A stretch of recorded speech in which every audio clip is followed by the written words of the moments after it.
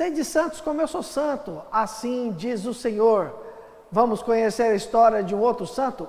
Um santo bastante conhecido no Brasil, e que no Brasil se tem muita devoção. Hoje, dia 20 de janeiro, é dia de São Sebastião. Nós temos na cidade do Rio de Janeiro uma homenagem a esse santo, porque, não sei se você sabe, mas Rio de Janeiro se chama, na verdade, São Sebastião do Rio de Janeiro. E nós temos uma imensidade no Brasil de paróquias, de comunidades que tem São Sebastião como seu santo padroeiro. Aqui, ao redor de Santa Fé, nós temos muitas comunidades e muitas paróquias que têm em São Sebastião o seu padroeiro, o seu santo de devoção. Vamos conhecer a história deste grande homem, soldado romano. E aqui, olha, tem umas coisas bem legais para a gente se inteirar, ficar sabendo um pouco mais da história deste grande homem, deste grande santo. Sebastião nasceu no ano de 256, numa cidade chamada Narbona, na França. Ele era francês de nascimento, mas seu pai, um soldado romano, foi transferido para Milão e, claro, a família foi toda junta. Ali em Milão foi que de fato Sebastião cresceu, estudou e depois, quando ele estava na sua idade de juventude, decidiu pela carreira militar, assim como seu pai. Seu pai e sua mãe eram cristãos, mas naquela época havia uma perseguição contra os cristãos. Os dois imperadores romanos que eram os verdadeiros caçadores de cristãos. Muitos cristãos morriam martirizados nessa época na mão desses dois cruéis imperadores anticristãos. Muito bem, Sebastião cresceu, se tornou um ótimo militar, exímio combatente, um guerreiro muito bom, ao ponto dele ser chamado para integrar a guarda pretoriana do imperador. Não sei se você sabe, mas é algo parecido à nossa tropa de elite aqui do Brasil, a esse grupo de soldados, de policiais que integram aquelas forças especiais. Assim era a guarda pretoriana. Como nós gostamos de dizer hoje em dia, eram aqueles guerreiros, aqueles soldados mais casca-grossa, os mais valentes, os melhores, os mais disciplinados. E Sebastião foi escolhido para integrar essa guarda pretoriana do imperador Maximiniano. E, além dele ser parte dessa guarda, com o passar do tempo, ele se tornou o capitão da guarda, ele se tornou o chefe dos pretorianos. Olha que honra que chegou Sebastião. Ele, de fato, era um ótimo soldado. Mas, além de soldado, Sebastião era secretamente cristão.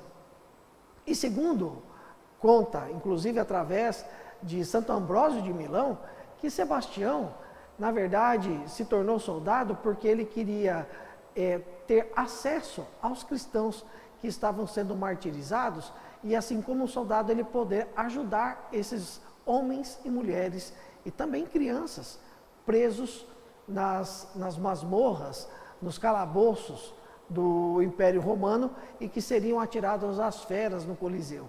E de fato ele fazia isso. Ele ia atender essas pessoas, levava uma palavra de consolo, uma força para que essas pessoas não renegassem a sua fé e realmente aceitassem o martírio como uma forma de viver a fé a nosso Senhor Jesus Cristo. E também ele cuidava das pessoas necessitadas e dos doentes. Isso tudo secretamente. Outra coisa que Sebastião também fazia, ele não participava dos martírios dos cristãos. Ele se abstinha disso, ele se afastava. Mas um dia, o imperador ficou sabendo, alguém denunciou que havia entre os soldados cristãos. E o imperador ficou muito bravo e pediu para que muitos soldados deixassem o serviço. Mas Sebastião, por ser filho de soldado, ter uma carreira maravilhosa e também ele ser de uma linhagem de combatentes, de soldados, ele ficou ainda como soldado romano e foi denunciado.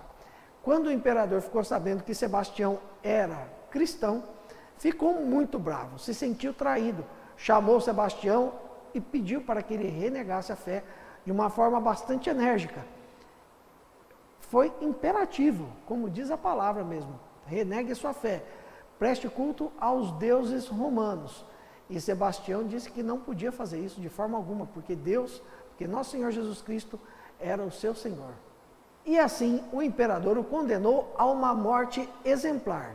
Ele teria que ser morto publicamente para que outros soldados e também as pessoas que não eram soldados, o público em geral, ficassem com medo de ser cristãos e não entrassem na fé, ou quem fosse cristão que renegasse a sua fé.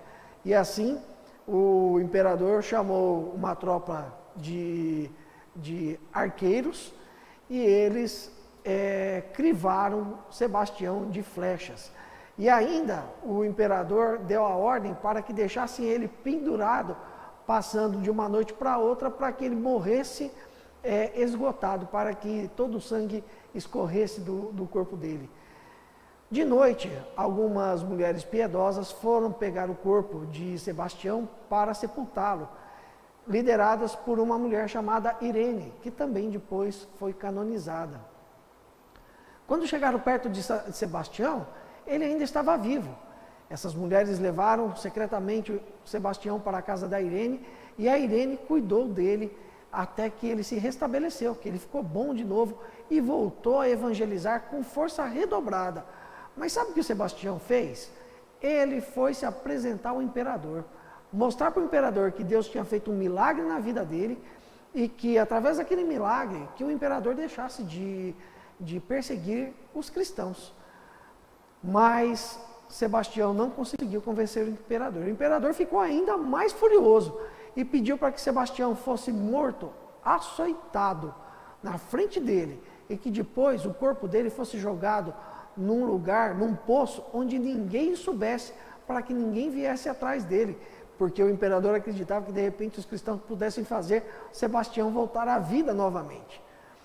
E assim Sebastião foi morto duramente, cruelmente, com açoites, e o seu corpo foi jogado num poço. Mas Sebastião apareceu em sonho a uma cristã muito piedosa, Lucina, e revelou a ela onde estaria o seu corpo.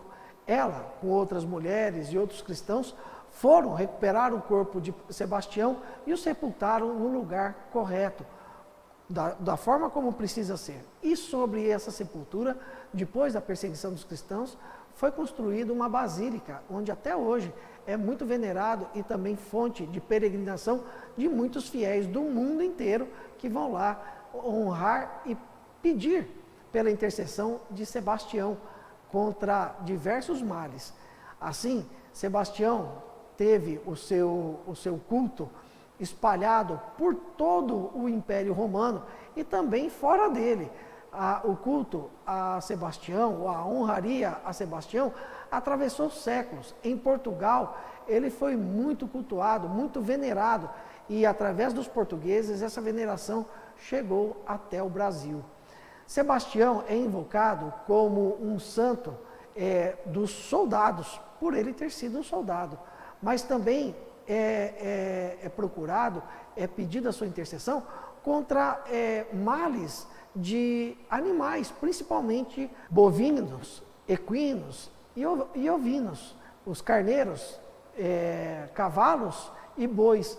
E também Sebastião é invocado contra epidemias, porque uma época em Portugal houve uma dura epidemia e atribui-se à intercessão de Sebastião a cura dessa epidemia ou o fim dessa epidemia que aconteceu em Portugal. Nós temos assim a história de um grande homem, de um grande soldado, junto com Demétrio, com Jorge. Sebastião é tido como um dos 3 principais santos soldados do início do nosso cristianismo. E também nós não podemos esquecer que, devido justamente a essa fama de soldado combatente exímio e de santo, atribuiu-se a Sebastião muitas lendas, que nós não temos como dizer se são verdades, muitos fatos que de fato parece mais uma história popular do que algo que de fato aconteceu.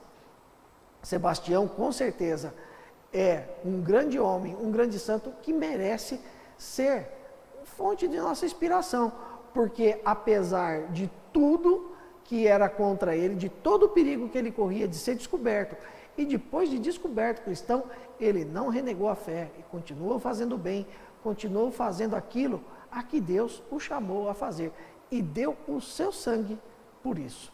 Sede santos como eu sou santo, assim diz o Senhor. Se você gostou desse vídeo, compartilhe com seus amigos, nos ajude a evangelizar, dê o seu joinha, também inscreva-se no nosso canal e ative o sininho para você receber muitos outros vídeos produzidos pelo nosso canal no YouTube da Desterro FM. Até amanhã com mais uma história de um santo, conhecendo os santos.